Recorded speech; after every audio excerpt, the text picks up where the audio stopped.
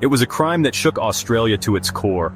A man murdered, his body desecrated in a way that defied belief. Katherine Knight, the perpetrator, skinned her partner and cooked his remains, setting a table for his children. This wasn't fiction, it was a chilling reality. What drives someone to such horror? To understand, we must look back at Katherine's life. Her story is one of escalating violence, ignored warnings, and a darkness that consumed everything. Aberdeen, a town built on simplicity, was shattered by this act. The crime forced everyone to question how well they knew their neighbors. Katherine's name became synonymous with true crime infamy. This wasn't just a murder, it was a ritualistic act of control. The public's imagination was captured by the sheer brutality, ensuring the story would never be forgotten. How did it come to this? Let's delve into the past to find out. Katherine Knight's life began in turmoil, her earliest memories shaped by chaos and fear. Born in 1955 in the small, isolated town of Aberdeen, New South Wales, she was thrust into a world where violence was as common as the red dust that settled on the windowsills. Growing up in a violent household in Aberdeen, Katherine was surrounded by constant arguments and physical altercations. Her parents' relationship was fraught with tension, and the walls of their modest home echoed with shouting and slammed doors. Conflict was her norm, and violence became her language. As a child, she learned quickly that anger was a tool for survival, a way to assert control in a world that felt unpredictable and unsafe. Her temper was notorious even as a child. Teachers and classmates alike were wary of her sudden outbursts, and she developed a reputation for lashing out at anyone who crossed her. When she began working at the local abattoir as a teenager, she found a strange sense of belonging. The repetitive, brutal work of slaughtering animals seemed to mirror the violence she had always known. Here, she honed her skills with knives, a proficiency that would later haunt her story and those around her. Her personal life was a series of volatile relationships, marked by jealousy and aggression. Katherine struggled to form healthy connections, often sabotaging any chance at happiness with her unpredictable moods and fierce possessiveness. Her first marriage to David Kellett was stormy, with incidents of violence that were alarming. Friends and family watched in disbelief as their union quickly descended into chaos, with Katherine often the aggressor. In a moment of chilling rage, she once left their infant daughter on a railway line, only minutes before a train was due. The baby was rescued just in time, but the act left a permanent scar on those who witnessed it. Each relationship followed a pattern: passion, jealousy, and violence. Katherine's partners were drawn in by her intensity, only to find themselves trapped in a cycle of fear and control. With David Saunders, she escalated further, killing his puppy in anger as a twisted warning of what she was capable of. Her cruelty extended beyond people, leaving a trail of trauma in her wake. These were not mere warning signs, they were alarms, blaring for anyone willing to listen. Neighbors whispered, and police were called more than once, but the cycle continued. Her partners bore the brunt of her growing darkness, often left physically and emotionally battered. Many would leave, but the scars remained. Each act was a rehearsal for the ultimate violence she would commit. The knives she once used for work became symbols of her rage, always within reach, always a threat. The community saw the signs, but the darkness within her continued to grow. Whispers turned to fear, and yet no one could predict just how far Katherine Knight would go. Katherine's life was a ticking time bomb waiting to explode, a storm gathering on the horizon, destined to leave devastation in its wake. John Price, a well-liked man in Aberdeen, was known for his kindness and gentle nature. He had a reputation for being a reliable friend and a loving father. His life in the small rural town was peaceful, and he was content with the simple pleasures it offered. When he met Katherine Knight, he saw potential for happiness. Katherine, with her vibrant personality, seemed to bring a new energy into his life. They quickly became a couple, and their relationship began with promise. They moved in together, and for a while it seemed like a fresh start for both of them. John was hopeful that this new chapter would bring lasting joy. However, Katherine's possessiveness soon surfaced. She began to show signs of jealousy and control, which caught John off guard. He, a gentle soul, was unprepared for the storm that followed. The once peaceful home became a place of tension and unease. Katherine's jealousy and need for control began to unravel their life together. Friends warned John of Katherine's dark side, but he stayed, perhaps believing he could manage her. He underestimated the depth of her issues, believing her past was behind her. The relationship was a collision of John's stability and Katherine's volatility. The peace of their new beginning was already fraying. Katherine's fury was relentless, and John's attempts to de-escalate were seen as weakness. He was aware of the danger, but remained trapped in a cycle of fear and loyalty. The stage was set for tragedy. As Catherine's darkness loomed ever closer, John's friends urged him to leave, but the complexity of their relationship held him back. The warning signs were clear, but the path to escape was fraught with emotion. The inevitable confrontation was drawing near. John, despite his awareness of the danger, found it difficult to break free from the emotional bonds that tied him to Katherine. He hoped against hope that things would improve, that Catherine's past would not dictate their future. But her past was ever present, woven into her being. The peace of their new beginning was already fraying. Catherine's fury was relentless, and John's attempts to de-escalate were seen as weakness. He was aware of the danger but remained trapped in a cycle of fear and loyalty. The stage was set for tragedy as Catherine's darkness loomed ever closer. John's friends urged him to leave, but the complexity of their relationship held him back. The warning signs were clear, but the path to escape was fraught with emotion. The inevitable confrontation was drawing near. John, despite his awareness of the danger, found it difficult to break free from the emotional bonds that tied him to Katherine. He hoped against hope that things would improve, that Catherine's past would not dictate their future. But her past was ever present, woven into her being. The peace of their new beginning was already fraying.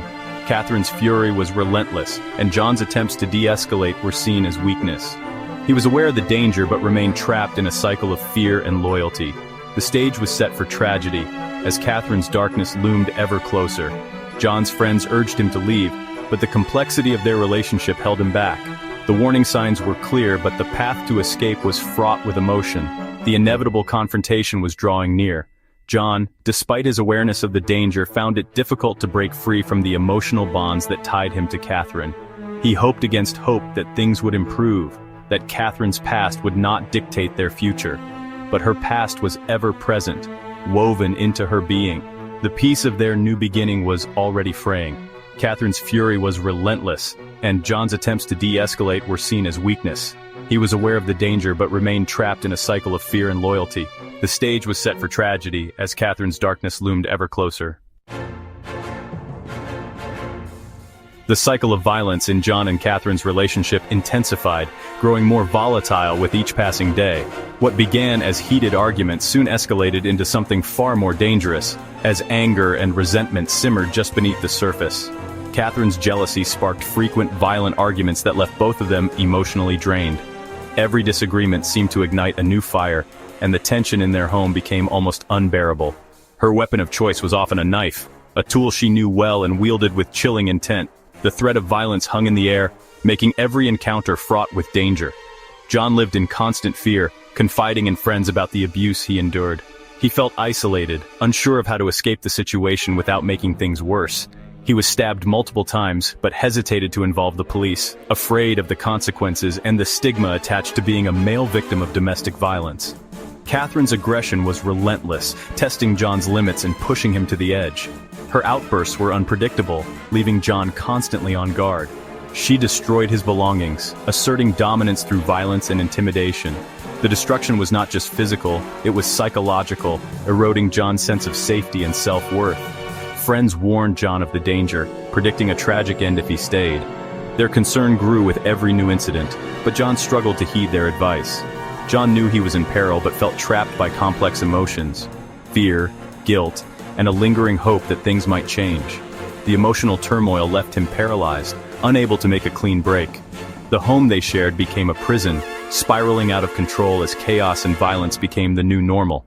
Every day brought new uncertainty and dread. Catherine's fury was unpredictable, and John's attempts to leave were thwarted by her threats and emotional manipulation. Escape seemed impossible. The violence was escalating, and John's friends feared for his life. They urged him to seek help, but the cycle of abuse was difficult to break. The situation was dire, and the warnings were clear. Every sign pointed to disaster, yet John remained caught in the web of fear and loyalty. John's struggle to escape was a battle against fear and loyalty, torn between the hope for change and the reality of danger. Each attempt to leave was met with new obstacles. The cycle of rage was reaching a breaking point, with every confrontation more explosive than the last. The tension was unbearable, and something had to give. The tragic outcome seemed inevitable as the pattern of violence spiraled toward its devastating conclusion. February 2000 marked the breaking point for John Price. He decided to end the relationship, seeking safety from Katherine's control.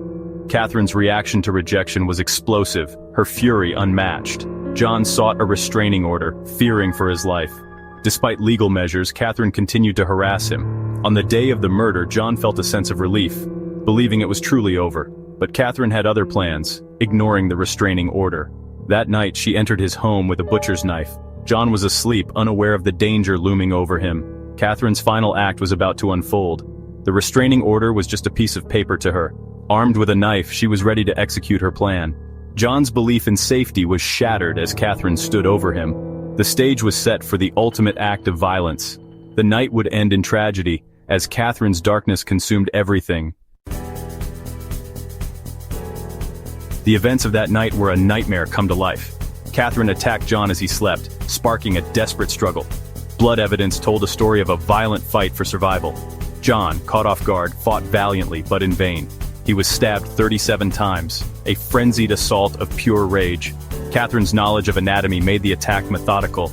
John's life ended in the hallway, his efforts to escape futile. But Katherine's horror didn't end with his death.